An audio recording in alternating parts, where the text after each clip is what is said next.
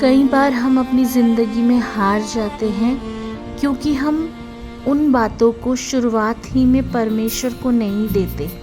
जब बातें हद से ज़्यादा बिगड़ जाती है उसके बाद हम कहते हैं हाँ परमेश्वर अब सब तेरे हाथ में देते हैं।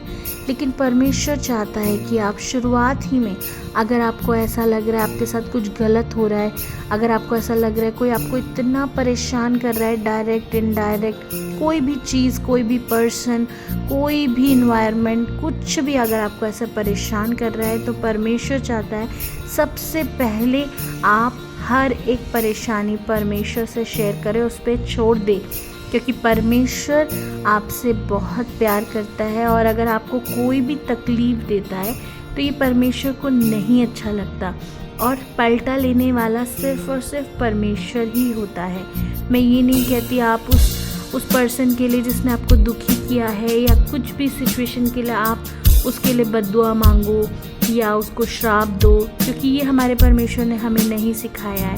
लेकिन केवल एक चीज़ सिखाई है कि अपना बोझ, अपना बर्डन, अपनी तकलीफ़ें हम सब परमेश्वर को दे दें, क्योंकि परमेश्वर जानता है। और तभी परमेश्वर कहता है हे बोझ से दबे हुए लोगों मेरे पास आओ, मैं तुम्हें विश्राम दूंगा।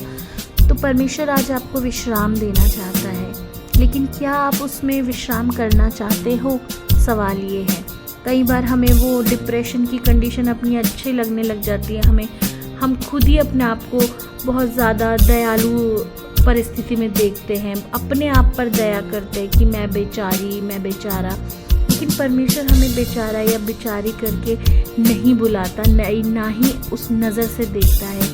परमेश्वर हमें एक योद्धा की नज़र से देखता है, और वही हम हैं एक्चुअल में।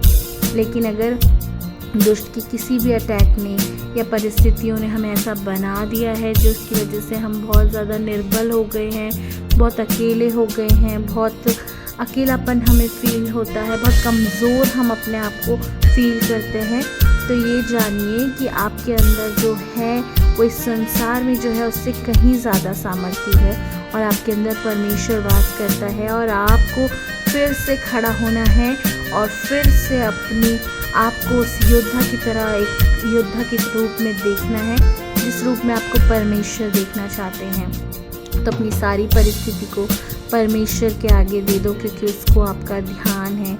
ऐसा कोई मनुष्य नहीं है जो आपसे इतना प्रेम करे जैसा कि परमेश्वर ने किया है। तो आइए हर चीज़ को परमेश्वर को दे, ताकि वो फिर से सब कुछ ठीक करके आपको एक नई सृष्टि